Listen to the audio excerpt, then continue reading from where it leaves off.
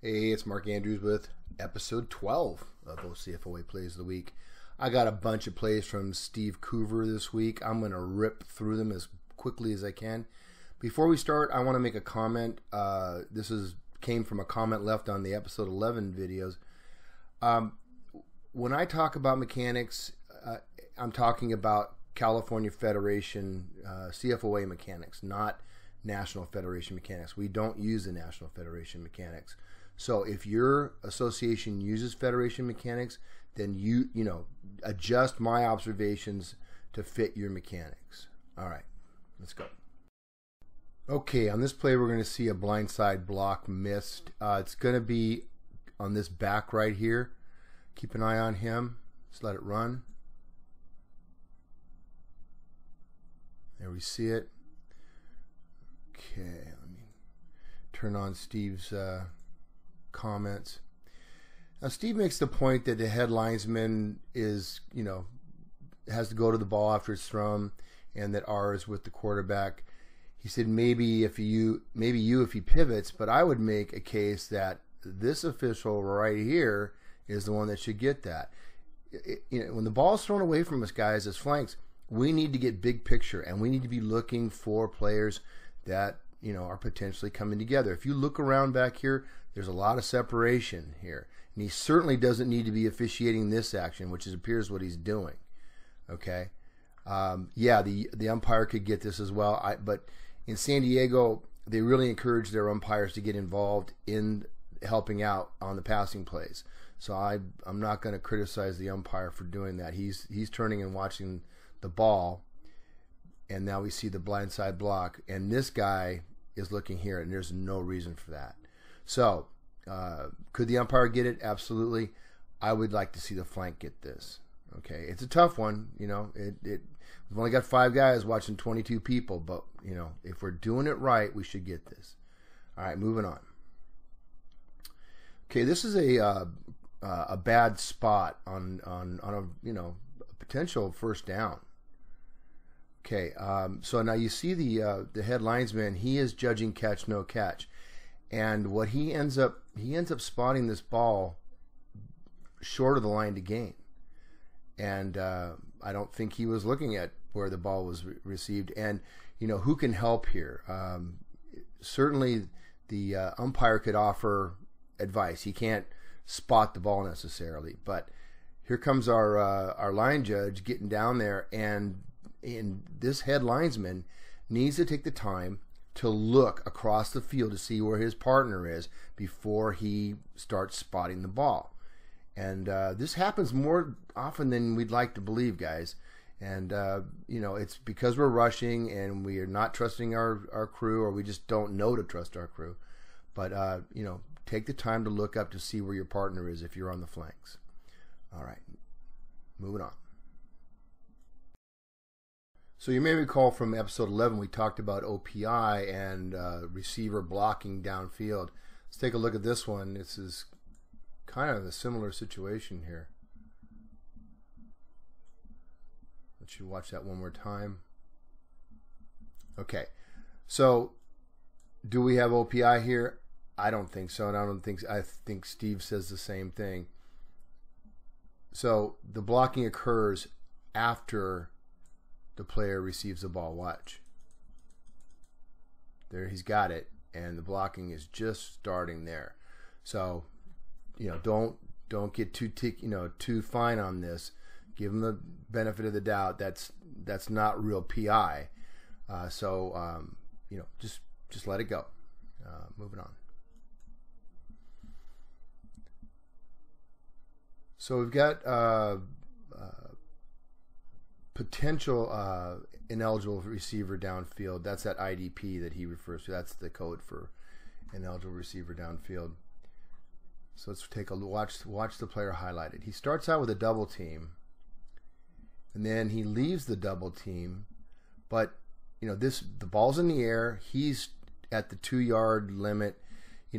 Let's not get too fine on this. I know we've been emphasizing IDP, but this is too close to call. All right, let that one go. If they're in that 2.5 you know, maybe even 3-yard area. You know, we're just not that good to judge when the ball crossed the line of scrimmage and where the player was. Make it be a little bit bigger than that. All right, let's move on.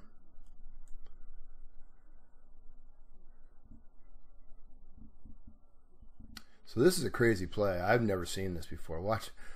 Interesting blocking technique, to say the least. Okay, so I'm going to slow-mo this for you because you really need to see this. Boom! Okay. Do we have a trip there? Is that tripping? I thought it was when I saw it, but turns out it's not. Tripping is the use of the lower leg or foot to obstruct an opponent who is not the runner below the knee. And we can see that contact is up to the upper thigh, you know, the thigh area. So it's not a tripping foul, but it definitely is a block below the waist.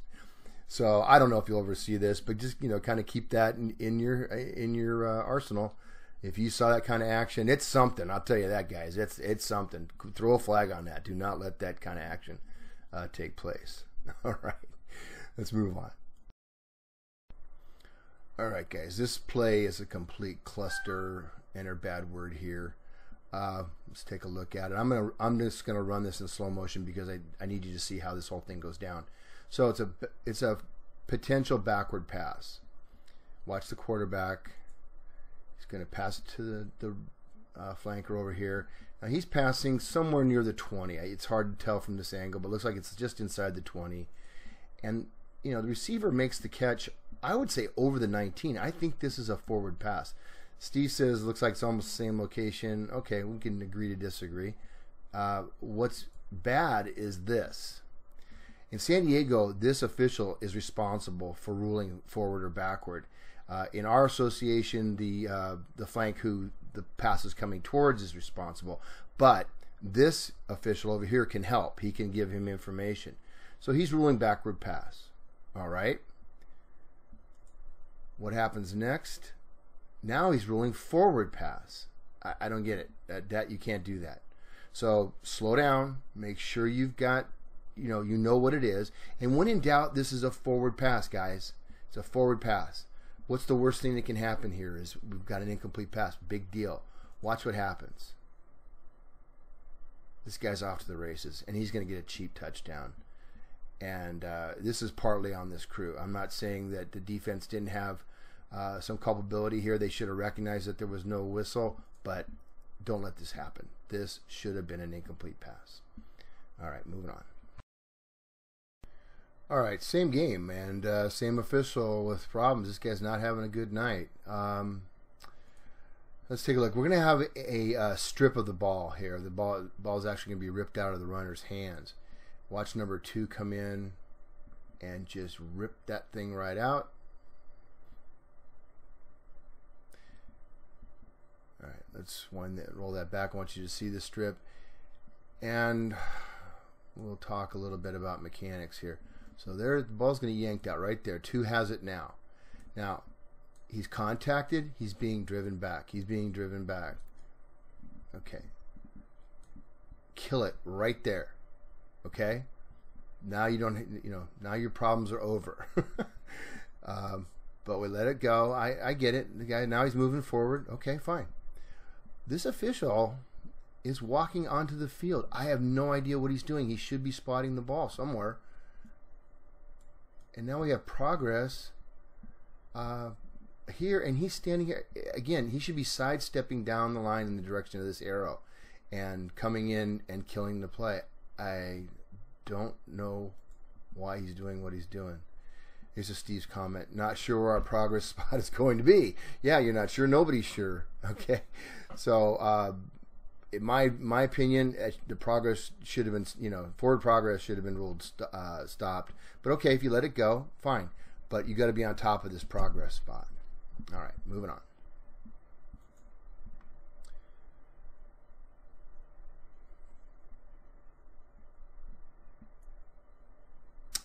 Okay, now this is Steve's making a point about a blindside block here, and I think he might have lost focus of the bigger picture. I believe this is targeting. Now he's making the point that if the defender sees this coming, then it's a cooperative block. Okay, and I'll just let it run for you. I'm going to turn off the annotation here so it doesn't stop. Watch the hit. Boom. What do you guys think? I'm going with not blindside block. I mean, let's take a look at the aspects of the blindside block. So look at his focus and concentration is here.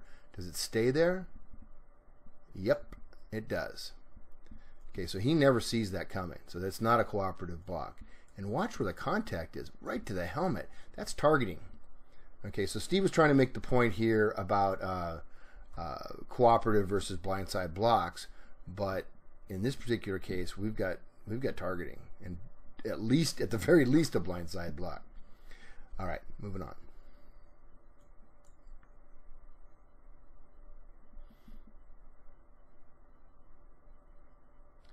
Okay, this is an ineligible receivers downfield, or an ineligible receiver downfield, and let's take a look at that. Hopefully you saw it. I'm going to turn on the annotations here. So watch the player highlighted. Now remember, an ineligible offensive player cannot go beyond the neutral zone, not the expanded neutral zone, if he's not engaged. And watch this player. He's not engaged. Now the line of scrimmage is around the 19.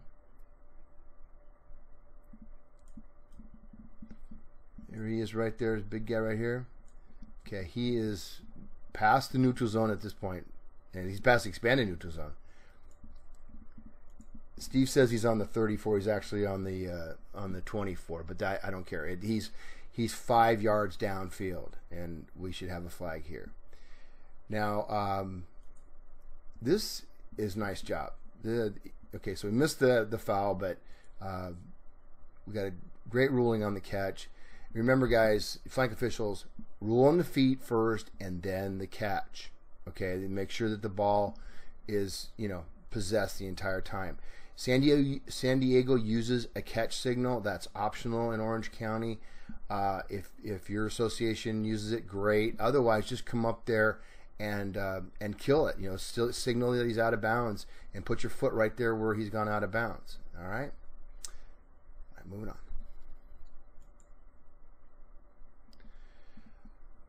All right. Let's not forget that when a runner is going laterally or backward when he goes out of bounds, we do not stop the clock. Now, I got a couple problems here. Number one is he does stop the clock. Number two is I don't think he gets the best spot. Where's forward progress stopped here?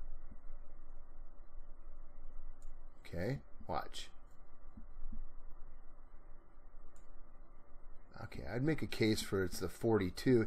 He's giving him the 41. Okay, not a huge sin, but as flank officials, we got to take pride in our progress spots. Okay, and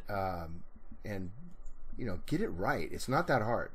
Spot the ball with your eyes and then translate it to your brain. Hey, that's spot it with your eyes and then go, hey, that's the 42. I like the way this referee and umpire come in. They're right on top of the action. It's great.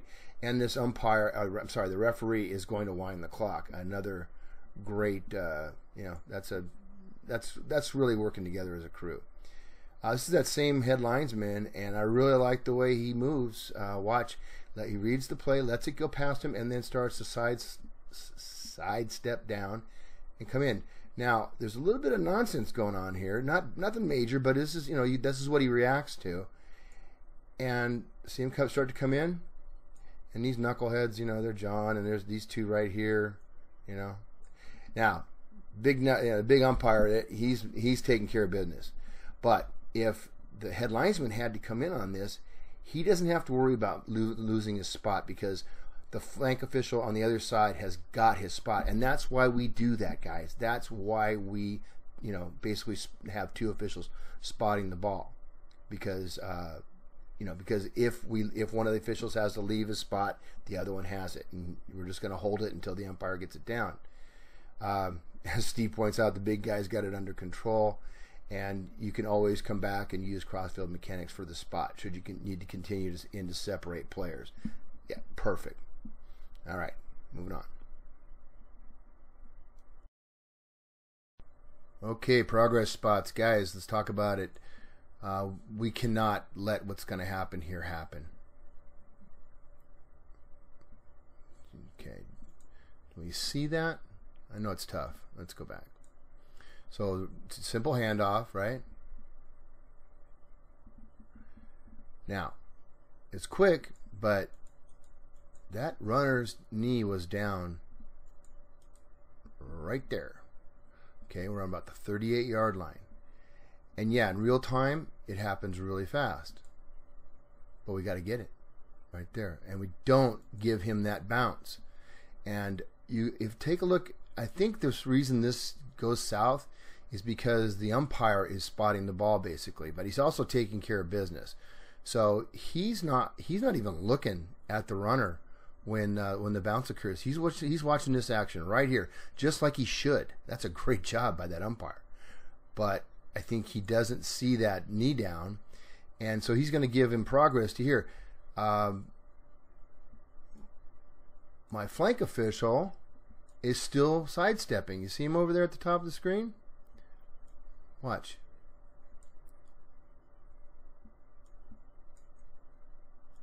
Now he should stop right there. That's the progress spot, but he keeps going. He doesn't know.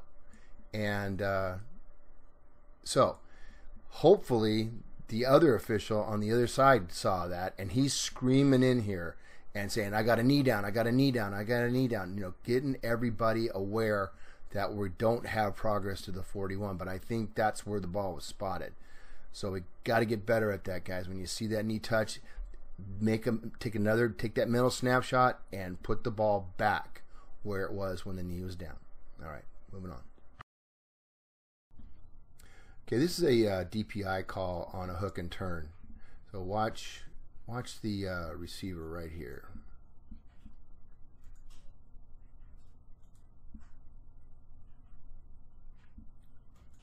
Now we got a flag, right? Interesting. We didn't get a flag from the official whose key this is. Again, guys, if this differs from your mechanics, I apologize, but in our mechanics, this is the back judge's key. The head linesman has these two guys, and the line judge has this guy. Okay, let's watch it again. Yeah, the contact's early. And the line judge got it, and the back judge didn't. I mean, I guess it's great that somebody got it, but I'm really curious why the back judge passed on that one. All right, let's move on.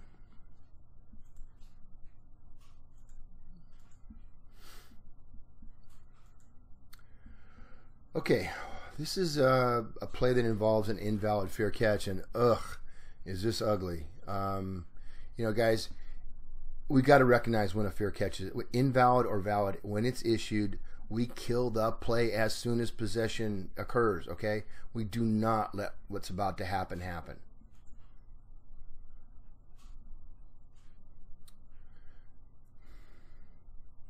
So Steve points out the rule says no R player may advance the ball after a valid or invalid fair catch signal has been given by any R player.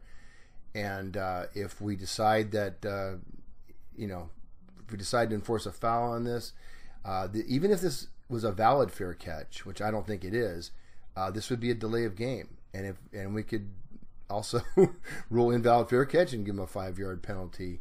But nothing happens on this. And, that is clearly a signal. Everybody see that? Watch the receiver. Right there, that's a fair catch signal. Is it a valid fair catch signal? No. Remember, the arm has to be straight up and waving side to side, but that is a signal. Don't let this happen. Okay, now he's got clear possession. As Steve points out, always wait, make sure they possess the ball. They don't muff it, okay? But this should be killed right here. Nope. We're off to the races.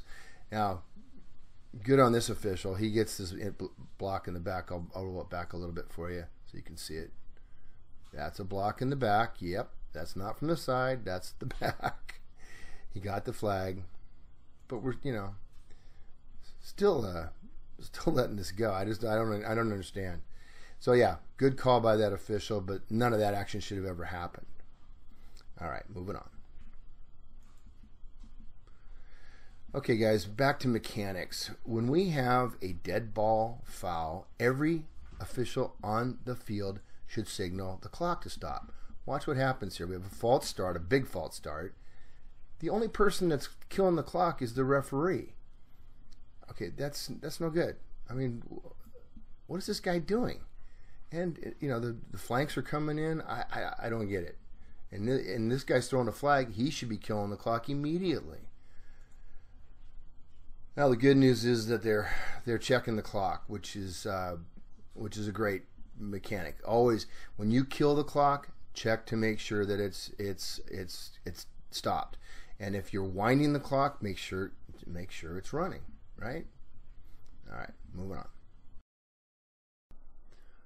Okay, guys, we're going to end with this one, and it's a good one to end with. We're going to have contact on a receiver. This gentleman right here. Watch, he's going to run a post pattern. I want you to judge the contact and run it in real time for you. Okay, we've got a flag, so obviously this official has a foul. Let's take a look at this in slow motion.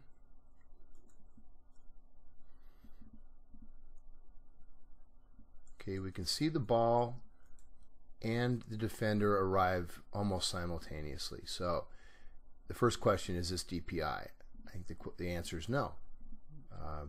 That contact occurs as the ball arrived or just after it arrived. So let's turn on Steve's comments and see what we have here.